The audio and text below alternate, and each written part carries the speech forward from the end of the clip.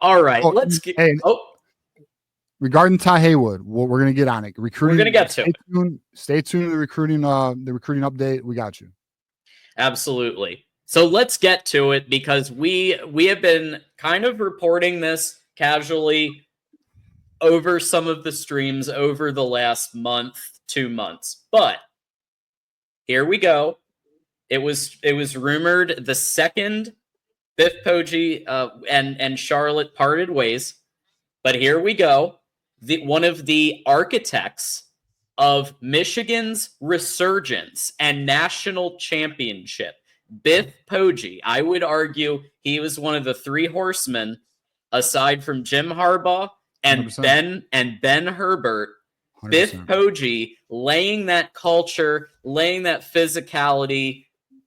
Great recruiter in the DMV area. He is now back as associate head coach. TJ, what was your reaction when you heard? Obviously, we kind of knew this was coming, but now you start to think of what the possibilities could be for 2025. Yeah, no, I mean, this is, look, you hit it on the head. One of the main contributors to the culture restoration of Michigan, getting the team back on track. And this was an individual who Jim Harbaugh actually leaned on. And we all know Jim Harbaugh literally he has a small circle. Biff was in that circle. And now Sherrone Moore has a Biff to lean on, quite honestly. So, and what's interesting too, John, is this is something we've been hitting at on our show for a while. We pretty much told you guys for a few weeks, it's going to happen when we don't know.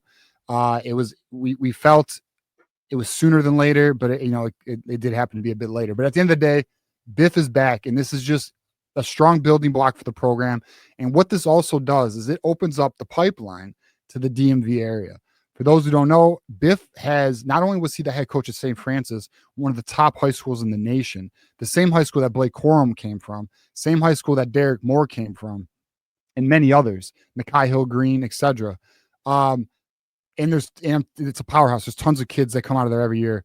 On top of that, he's been coaching in the DMV area since the freaking 80s, man. Like, this dude's OG, old school coach. He's got all the connections in the world. And now when you're in the NIL game, listen, I know people say, well, Biff's not the greatest recruiter. Biff connects with players, and we have the financial capacity to close deals now. So I fully anticipate a strong resurgence in that DMV area for Michigan. I think it's not only going to pay dividends for Sherrone Moore, on the culture aspect of the program, but I do think you'll see a recruiting, I don't want to say advantage, that's not the word, but at least and I would see an upgrade. There's definitely an upgrade here with Biff on the staff, and I'm pretty excited about it. Yeah, remember that Biff spent, as you said, many years, right, coaching in the area. And what I like here, obviously, Gilman School in Maryland from 88 to 2015 was really how he built a lot of that pipeline. Obviously, worked as an analyst for Michigan, came back for the 2021 season as associate head coach under Jim Harbaugh, and now he's back. And what's notable is he was responsible for bringing in players such as Derek Moore, and he even brought a few when he left for Charlotte. A few pretty high caliber players went with him. Yabioki went with him. I believe Nakai Hill Green went with him. There were a couple of Michigan players that actually went with him to Charlotte. For sure. 100%. So you want to talk about recruiting ability? Yeah. I mean, Biff. I mean, dude, Biff's. You know who's going to get along with Biff real well? Wink Martindale. Yeah. Oh yeah. Those two are going to be. You can see them at the bar having some beers, bro. I mean, they're just, dude. He's just a dude, bro. And I'm happy that he's a part of the program. And I wouldn't be surprised if he's here for a while. I don't think, he got his head coaching taste. It's out of the way. Sherrone wants to build. Sherrone's vision is truly to build a juggernaut in Michigan. Like, he's already talking about, I know it's a little off topic, but on topic, like he's already talking about closing the borders down at the state, locking the state down. We have a bunch of great news for 26 and 27 recruits. And then you just see what you see the approach with NIL, you see the culture he's trying to maintain. You bring in individuals like Biff.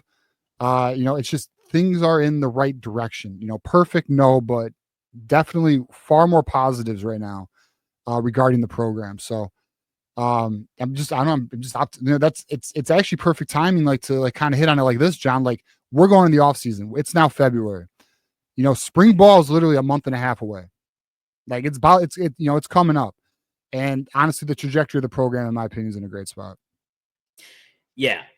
And we talked about this, the importance of bringing on, just like third base Ryan Day had Kevin Wilson, right? Sharon Moore, we believed, needed somebody with a lot of experience who could help. Not saying that Sharon Moore isn't capable, but there were some times where we noticed, and we pointed out the specific examples, where some of the in-game decisions and some of the program management, you could tell it was a first-year ever head coach. You could just, there were signs.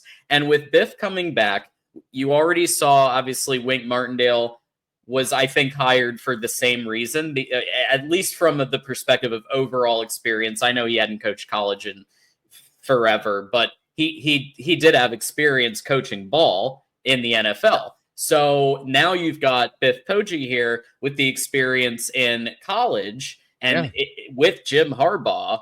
And that to me says, okay, Sharon Moore is humble enough, which I like this. Sharon Moore is humble enough to bring in people like this. There are some coaches that would have the ego up and they would say, I'm rolling with this. It's my way.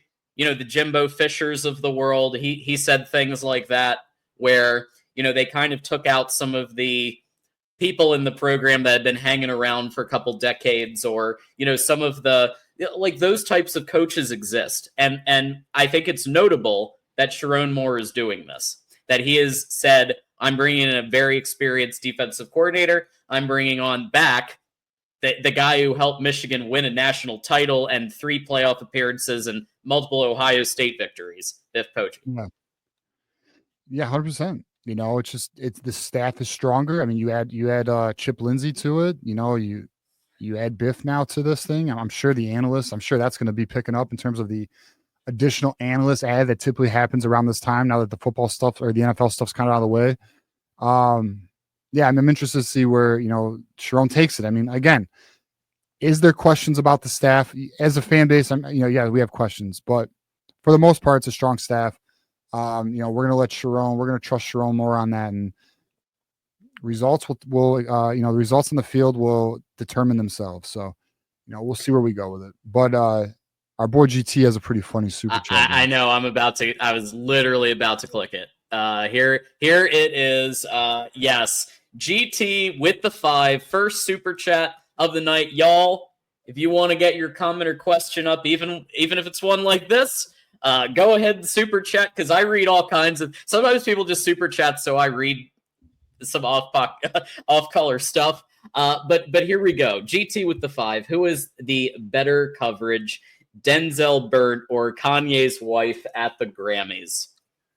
I don't think this. I think it's a no-brainer. It's obviously Bianca's dress that was well designed, I would say. Kudos to her designer. But I also would just say, we all know Denzel Burt, there's a reason why he got that name, right? Because he's toast. He gets cooked, and he can't cover a damn thing. So it's without question Bianca's excellent dress she wore at the Grammys last night. Very stylish, if you ask me. Very stylish. I'm gonna leave that. Very feng shui. John. Very feng shui. Yeah. So yeah, I think you're probably right. Denzel gets cooked so often. So there you go. GT is always here, and he's got a double. He